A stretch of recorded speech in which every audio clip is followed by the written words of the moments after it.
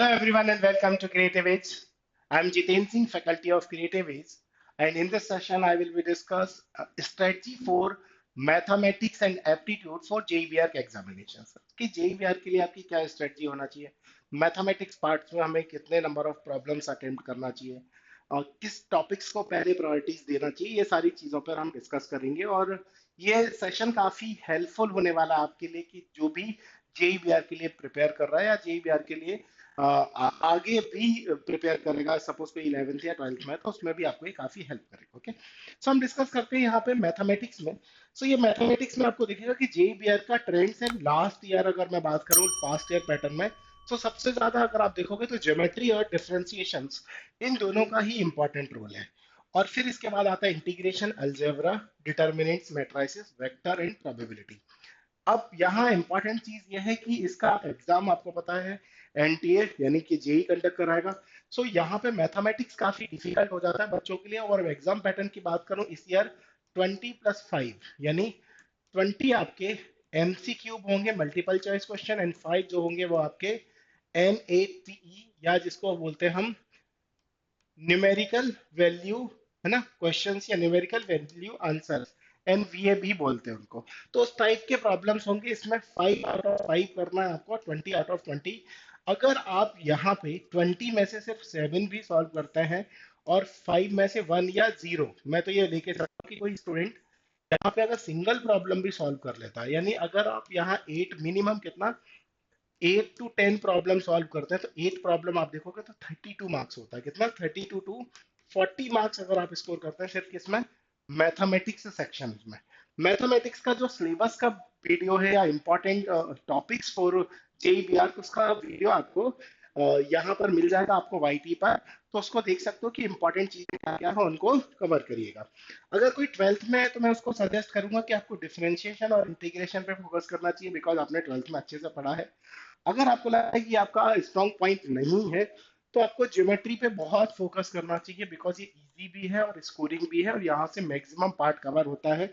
फिर इसके बाद आप अलजेब्रा कर सकते हैं, डिटरमिनेंट मैट्रिसेस कर सकते हैं, वेक्टर, और इन टॉपिक्स को कवर कर सकते हैं अगर आपको डिफरेंशिएशन और इंटीग्रेशन डिफिकल्ट लगता है, तो इसको हम छोड़ भी सकते हैं।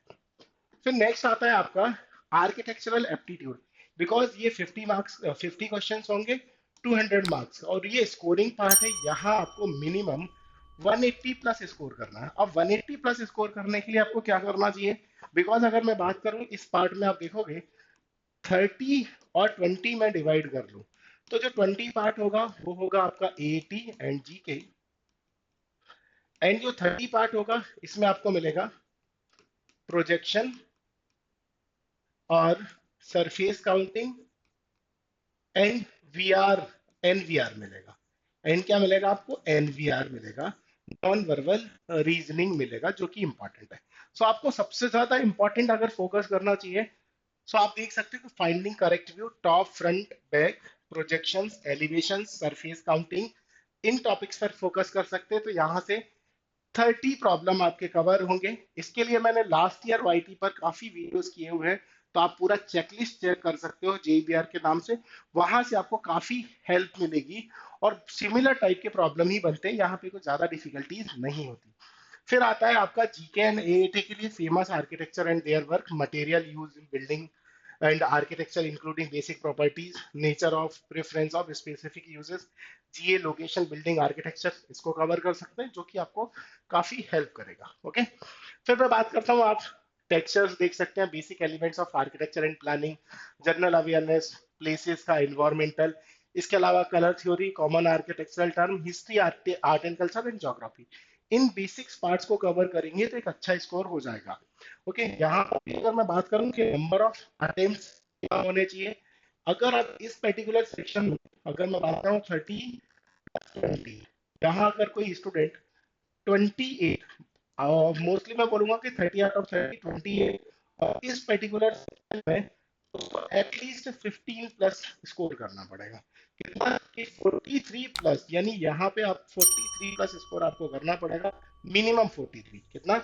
मिनिमम 43 आपको स्कोर करना पड़ेगा आउट ऑफ 50। 43 इंटू 4 ये हो जाएगा 16, और ये 12, यानी 172, एंड वहां मिनिमम था आपका 32, और यहाँ 204, यानी आपको एप्टीट्यूड एंड मैथमेटिक्स में मिनिमम 204। उसके बाद आप ड्राइंग का जो भी पार्ट है आपका 50, 20, 60, एटलीस्ट वहां पे भी आपको 50% स्कोर अचीव करना पड़ेगा, यानी 254 आपको मिनिमम चाहिए अगर एक कोई भी एसपीए दिल्ली या कोई ऐसा कॉलेज जिसको एम कर रहे हैं जो टॉप मोस्ट आर्किटेक्चर एग्जामिनेशन के टॉप मोस्ट आर्किटेक्चर कॉलेज है। तो इसके लिए आपको सेम वही स्ट्रेटजी बनाना चाहिए। इन सारे टॉपिक्स के लिए आप हमारे चैनल को फॉलो कर सकते हैं, वहां पे आपको ये सारी चीजें मिल जाएंगी। वहां पे हम लोगों ने कवर किए हैं last year exam, last year के भी आप वीडियोस देख सकते हैं, और अपकमिंग वीडियोस भी आपको मिलेंगे जो आपको हेल्प करेंगे। फिर मैं बात करूंगा कि आपको और क्या करना चाहिए बेटर। पहले ये सारे सिलेबस को कवर करना चाहिए, देन उसके बाद अपनी प्रिपरेशन को टेस्ट टेस्ट करने के लिए at least 10 year PYP, last 10 year के पास्ट ईयर पेपर को सॉल्व करना चाहिए, और उसके बाद at least 10 mock test paper prepare करने, 10 मॉक टेस्ट पेपर देना चाहिए, जिससे कि आप इन चीजों को बेटर कर पाएंगे। और रिवाइज करिए कंप्लीट सिलेबस एंड एक शॉर्ट नोट्स बनाइए, बिकॉज आपको पता है मैथमेटिक्स एक लेंथी सिलेबस है, लेंथी सब्जेक्ट है। तो वहां पे फॉर्मूला या हम जिसको बोल सकते हैं शॉर्ट नोट्स, वो आपको प्रिपेयर करने चाहिए जो आपको एग्जाम टाइम में आपको हेल्प करेंगे रिवाइज करने में, बिकॉज उसको रिवाइज करना काफी डिफिकल्ट होगा। बिकॉज आपको पता है 11th एंड 12th दोनों का मैथमेटिक्स है, और एक दिन में आप दोनों चीजें रिवाइज नहीं कर सकते, इसलिए शॉर्ट नोट्स बना के रखिए जो कि आपको एग्जाम टाइम में काफी हेल्प करेंगे। आपको मॉक टेस्ट के लिए प्रिपेयर करना चाहिए, साइमल्टेनियसली एनालाइज करना चाहिए कि आपका क्या स्कोर था, ओके, और अपनी परफॉर्मेंस को आइडेंटिफाई करना चाहिए। इसके बाद ही सर आपको टाइम मैनेजमेंट देखना है कि बिकॉज होता क्या है, most of the student aptitude part और जो मैथमेटिक्स पार्ट है, कि मैथमेटिक्स पार्ट्स में इतना टाइम इन्वेस्ट कर देते हैं कि एप्टीट्यूड पार्ट्स के लिए टाइम ही नहीं बचता। तो कोशिश करिए कि सबसे पहले हम एप्टीट्यूड पार्ट को स्टार्ट करेंगे, एप्टीट्यूड पार्ट फिनिश करेंगे, देन मैथमेटिक्स पार्ट्स को कवर करेंगे। बिकॉज अगर आपने पहले मैथमेटिक्स पार्ट स्टार्ट किया तो एप्टीट्यूड के लिए ये कई बार टाइम नहीं बचेगा। तो आप एप्टीट्यूड से स्टार्ट करिए, पूरा एप्टीट्यूड कवर करिए, देन मैथमेटिक्स पार्ट को कवर करिए। फिर उसके बाद आपको 1 आवर्स मिलेगा ड्राइंग के लिए, तो फिर आप पूरे ड्राइंग पार्ट को कवर करेंगे, ओके। तो पहला हमें कहाँ से स्टार्ट करना है, एप्टीट्यूड सेक्शन से स्टार्ट करना है। प्रैक्टिस करिए प्रीवियस ईयर पेपर्स को, जो कि आपको हेल्प करेंगे कि सैंपल पेपर, प्रीवियस पेपर, जिससे कि आप एग्जाम पैटर्न से फेमिलियर हो पाएंगे। फिर बात आएगा आपको रिलैक्स करना है, कॉन्फिडेंस डेवलप करना है, और साथ ही साथ फोकस करना है कि आपका कि स्ट्रॉन्ग पार्ट कौन सा है ना, और वीक पार्ट कौन सा है। और लास्ट मिनट में आपको क्या करना है कि भाई काम रखना है, पॉजिटिव माइंडसेट, जो कि आपको हेल्प करेगा एक बेटर स्कोर करने में। रिवीजन करिए, बिकॉज जैसे कि मैंने बताया आपको शॉर्ट नोट्स बना के रखेंगे तो वो आपको क्या करेगा, हेल्प करेगा, ओके। शॉर्ट नोट्स क्या करेगा, आपको हेल्प करेगा। साथ ही साथ आपको और क्या चीजें बेटर कर सकते हैं, बिकॉज शॉर्ट नोट्स जब आप बनाएंगे तो उनको क्या करेंगे, एनालाइज करेंगे, और अपने जो भी टॉपिक आपने कवर किए हैं उसमें स्ट्रॉन्ग और वीक जोन आइडेंटिफाई करिए कि ये मेरा स्ट्रेंथ टॉपिक होगा, अगर यहाँ से बनेगा इस प्रॉब्लम को अटेम्प्ट करने में जाऊंगा, बिकॉज ये मेरा स्ट्रॉन्ग पार्ट है।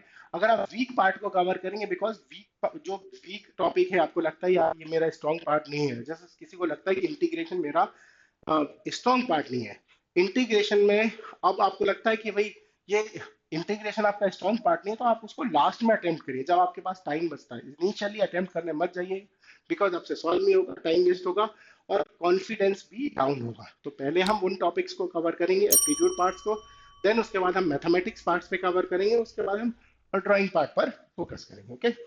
सो ये सारी चीजें आपको वहां पे एग्जाम से पहले ये सब कवर करना है, और चीजें ऑर्गेनाइज करना है, जिससे कि एग्जाम से पहले आपको क्या क्या चीजें, क्या क्या मटेरियल रिक्वायर है, वो पहले से ही अरेंज करके रखेंगे। At the time of examination जल्दी जल्दी में ये सारी चीजें मिस होंगी, तो यहाँ पे भी पैनिक होता है, और यहाँ से भी आपका पेपर जो है वो बेकार हो सकता है, या आपकी जो पूरी प्रिपरेशन है वो खराब हो सकती है। तो ये भी चीजें आपको कवर करनी है, okay. So thank you. Okay. So thank you. I hope everyone enjoyed the session. So thank you everyone.